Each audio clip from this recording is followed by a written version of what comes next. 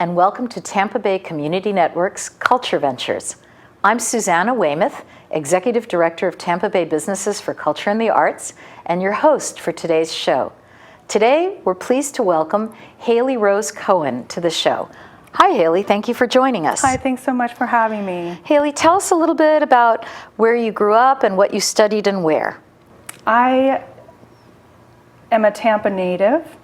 It's wonderful to be living here after being away for 20 years. I moved back in 2016 after college and graduate degree and working in the field for many years, and thrilled to be back in the place that I grew up and that I love, surrounded by my family, and to have also such wonderful job opportunities here. Such a place of growth and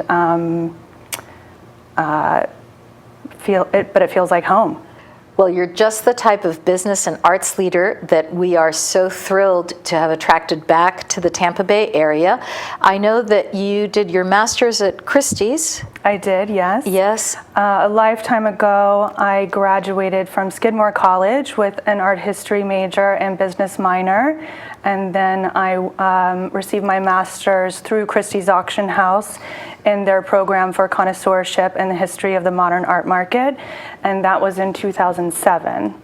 And then you worked at Christie's. I did. I worked as a specialist in the department for nearly 5 years. And then I jumped ship to more of the tech space and moved to Los Angeles, where I introduced the brand of ArtWiki, which today is very much known as our ArtWiki. Yes, tell us a little bit more about that. How fascinating, because obviously you've got the left brain and the right brain that are working all at the same time. So when you went to the West Coast and worked in that tech space, bringing your substantial arts education and knowledge, what was that like? Well, it was the early stages of the business. We were still in beta, and it was such a kind of a dream in a way to get all of the world's art on the internet and kind of have a way to easily search it, much like we do Google, with certain tags and keywords. So kind of building an algorithm through the history of art was just such a tall order, but as a research fanatic, I dove in and really found my calling in being able to meet dealers and put their programs on the site and allow the world to be able to access art in ways that they never had for free. And very authoritatively. So you're doing research, so there's a lot of fact that you bring into that resource that now is available, as you were saying, for anyone who might be interested in a particular artist to really get to know. I suppose some of the things that you put on there, does it include not just background and education, but also sales figures? Yes, today the site really is a concept platform that gives you anything you want, anything from biographical information to sales results to kind of the dealers that are offering those works by that artist. So it connects you not only commercially but historically. So you can have an educational experience on the site, but also a commercial one. Well, you were certainly the ideal person suited to bring that to the market. And you've also got Bonfire. Tell us about that. Yes, Bonfire.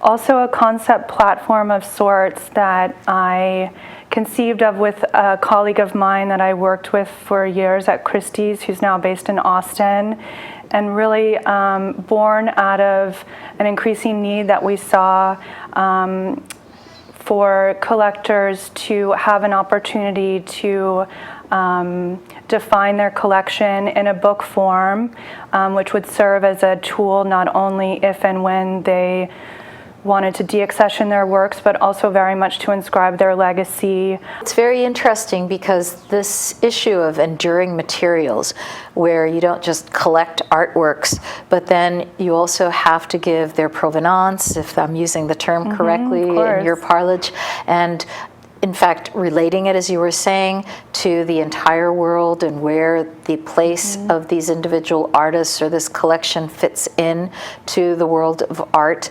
But you come at it from a very professional point of view because, in fact, that is your business. You are a professional, certified art appraiser. Certified, which is the governing body of that? Art Appraisers Association of America. They say actually compliant as opposed to certified. Interesting. So I'm compliant through 2020, and you take some courses to top off your compliancy, rather. Excuse me. I think of it just keeping abreast of different industry changes and tax laws, and we're living in very interesting times. So there's constant changes, and it's important to keep abreast of all of that. And the association, very much informs us and keeps us on track to do that. And as an expert art appraiser, why would you advise and say, what's the importance of appraising your personal works of art or corporate works of art? So in valuation, it's very common to have insurance values. Sometimes it's also for collateral. We do charitable donation appraisals should you need to have a tax write-off. There's many reasons for appraisals, but most importantly to ensure that your works are well taken care of and protected if and when disaster should strike. Or also if you're going to leave a legacy, I suppose, that it's important for as well. For estate planning, absolutely. Yes. Yes. And so when you go about appraising a work of art, you look at it not just for itself individually, but do you also look at it in the broader context of that artist's body of work, and also, again, where the artist fits into the national and international art market? Yes, each work is a case-by-case basis, so it will have a different set of questions that it will demand, and it will always take you from a macro to a micro level. You can, ask the object questions in terms of its provenance, where it's lived, who it's been owned by, its exhibition history, where it's been exhibited, if it's perhaps been shown in major exhibitions by the artist to give it a certain valuation, its literature references, what books it may have appeared in, but also condition is a very important aspect of valuation. You can have an absolutely exquisite work, but if you've kept it in the sun for 30 years and it's crispy, its value is very much affected. So depending on if it's painting or sculpture or photography or, these days video work and installation, or maybe you have a shark in formaldehyde, you never really know. There's each artwork has its own set of questions, and it will guide you as to where you go in terms of valuation. So you're bringing a number of different professional skills to your business, to your line of work, because you have to have keen observational skills, very good research skills. You have to keep yourself abreast, as you were saying, of everything that's happening in the art world and with respect to the artists and the context. And then, of course, you're a detective looking at the actual work and determining all of these special qualities that may or may not exist. It's fascinating. So you were saying that the art world is changing, and one of the reasons to remain compliant with the association as an appraiser is because of these changes, not just in the tax laws as they affect any potential donations of artwork or things like that, but also in the line that you were previously in terms of the auction houses and galleries and sales. Tell us a little bit about what you feel is happening in the art market today. How is it changing? How is it growing? How is it evolving in your eyes? It's at light speed, a lot like our world is moving in general, and I find the changes in the art market are not unlike other changes that we're seeing in other industries. We have increasingly consolidation with mega structures, mega galleries that are behemoths and are increasingly squeezing emerging and mid-tier galleries. You're seeing a shift in our traditional models, very, very much so towards an art fair-driven ecosystem, as opposed to the traditional dealer art critic model, that has existed since the birth of modernism in the 1870s, when we have dealers promoting an artist like Monet, who says, oh, you can paint a haystack, why don't you paint 10 of them? And we can also sell your studies. So this idea of creating the market and having trade and reviews of that artist and having an artist career built by a dealer, it's not like it used to be. There's many more artists, there's many more dealers, there's many other ways to disseminate information, and we are a very image-based culture today. We're able to sell artworks through JPEGs. Increasingly, people don't need to see artworks anymore, especially if they're familiar with the artist already and kind of know the palette and know the brushwork, and there's a trust in images. I think that I've seen just in the last 10 years really, really transform. And I think that was also a real impetus for us to start Bonfire, and this need for something that you can hold again and have the importance of the word and the book. People still want to read, which is just wonderful. And yeah. Well, in these catalogs, as you were saying, of collections and these books on artists, it's such an important part of the whole repertoire because, again, they are enduring materials and something that you can enjoy and share perhaps long beyond after you don't have the artwork necessarily in front of you. Ideally, yeah. So what an exciting world that you work in. It must be a very varied existence that you have, because you go from collector to collector, work of art to work of art, art fair, galleries, exhibitions all over the world. I know that you go to the biennales and you go also up to the sales. Recently there were the sales at your previous employer, Christie's and Sotheby's, just had their, was it the spring sales? Well, we had sales in London these past couple of days. It was the first time that Christie's has held an evening sale for 2 years now. There was an artist, Shabalala, who has quadrupled the low estimate, really, really high figures these past few days for reasons I still can't quite fathom sometimes, but the market is strong. Which I hope is an indication that our economy is going in the right direction as well.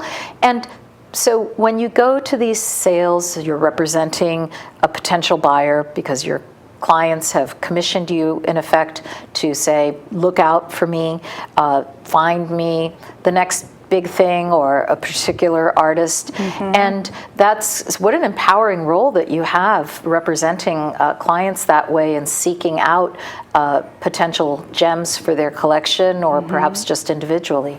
Every collector is different, like people. It's some collectors want the big shiny sculpture that you see right when you walk in the house, and others prefer a very kind of quiet work on paper that they invite you to their back room and pull out a drawer. It's advising is so much about getting to know the person and holding their hand and kind of stepping in their shoes and seeing through their eyes, but also using my trained eye to guide them in a way that will reveal more to them in ways that they didn't know was possible in terms of collecting. So I find the psychology of it very fascinating, and it's a really wonderful way for me to connect with people and kind of use our visual language to do so. Well, you're clearly very good at what you do. And when you now switching over to the art world again, and when you're spotting new emerging talent, who would you say are some of the up-and-comers? Because obviously you've dealt a lot with the major art world figures. Aren't you doing, or didn't you do a catalog on Basquiat? Jean-Michel Basquiat. Bonfire did, we do projects also for the auction houses, and we did work on a Basquiat catalog last season, which was wonderful to have just a dedicated catalog to a single work, and that's done for more higher value works, where they're called vanity catalogs for the auction house. Normally there's a main catalog that's published both in print and it's also online, but for a select number of works there's an additional vanity catalog that's produced to kind of go deeper into the importance of the work. So yes, had the opportunity to work on that Basquiat catalog, but I mean, as far as newcomers, he's clearly not a newcomer, but he's such, an ever influencer to our contemporary world, and increasingly, ever relevant. That's interesting, and yet he died so many years ago, sadly, and yet he was very unique and innovative in his day, but continues to influence these younger artists. It's a sign of a great artist, though, someone who continues to stay relevant, and someone like Frida Kahlo or someone like Andy Warhol or Jean-Michel Basquiat. These are artists that were working so long ago, and we're still looking at their work as if they're fresh. They're still giving us so much. So I think, but when you say newcomer, I can't help but think of where we are in the swamp and the importance of recognizing our talent. And Caleb Lindsay is such a light here, arguably the most important artist living and working here in our area. Someone who works in media. He's very interested in the screen and performance and kind of weaving his own personal narrative. Caleb is a double USF alumna, undergraduate and MFA, and you, I think, got to know him and meet him up in New York because wasn't there a show at Christie's? I met him, I think in 2008, maybe, at Christie's when he was honored.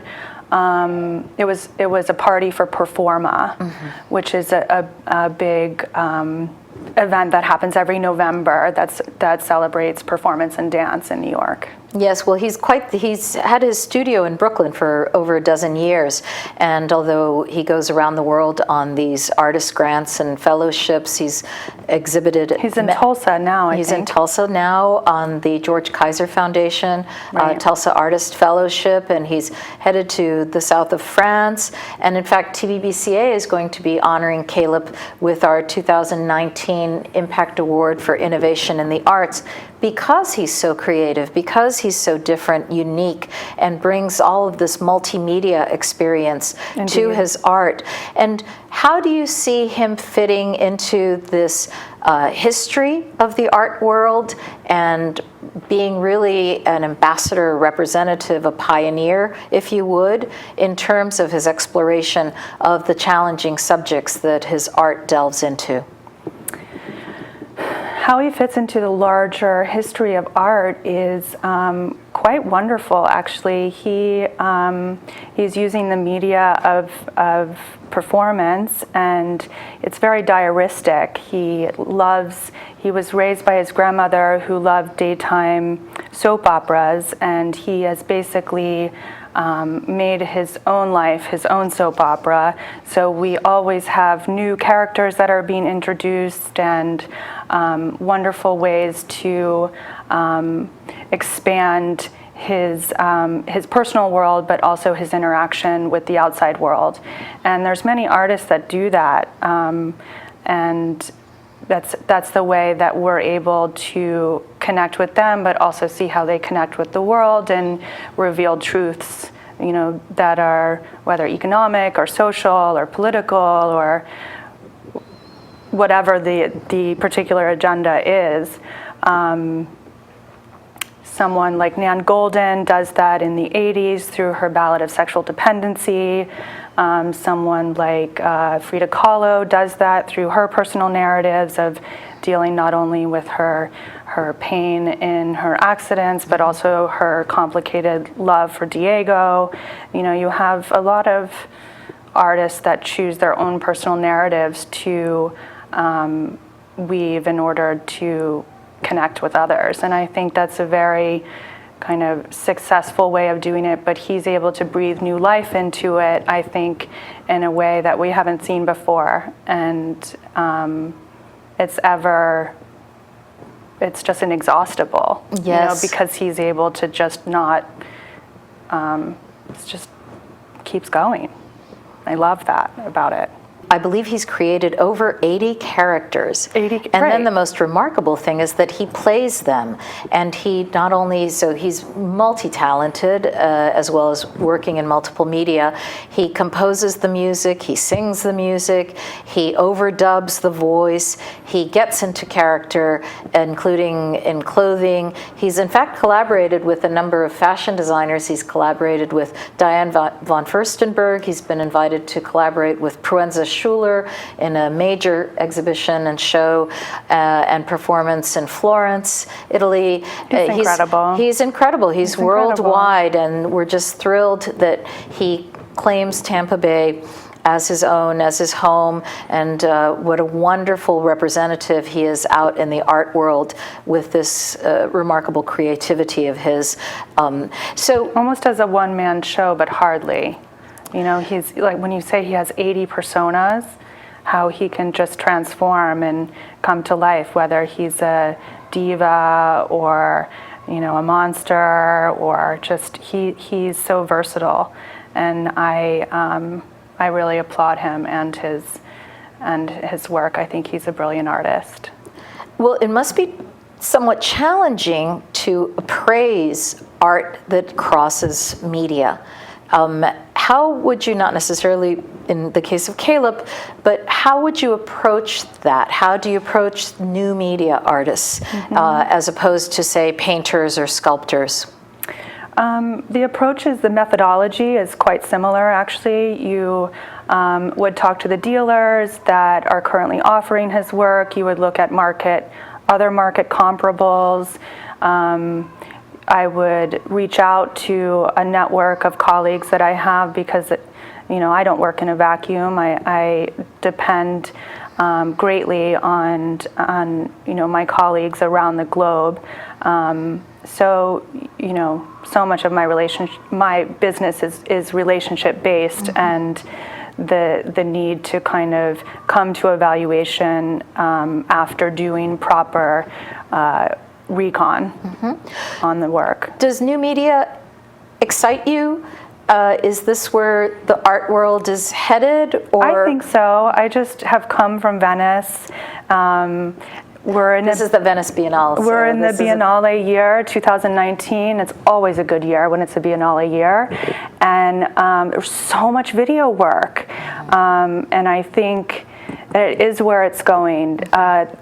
And like I said, we're in such an image-saturated culture, and our attention span is so short. But these videos have the ability to really capture you and reward your time in a way that maybe increasingly painting doesn't. But wonderful works by Christian Marclay, Alex DeCourt, really the Brazilian pavilion with the Swamp Guerra was just outstanding. There were so many incredible new media works that are front and center and very much our future, I think. So now that you go and you get to know these pioneering works, you come back with a refreshed eye, with a more informed eye, and how fortunate are we in the Tampa Bay area to be able to tap into that and into your expertise. It's really great. So in terms of how you see Tampa Bay, because you grew up here, and now you're back having been up in New York and in LA and traveling the world, which you still do, but coming back, I'd like to say home, and I hope that you consider it home and that you'll stay here. What are some of the things that we need to do in Tampa to persuade you to stay and persuade your generation and professionals of your caliber to live and work here? That's a good question.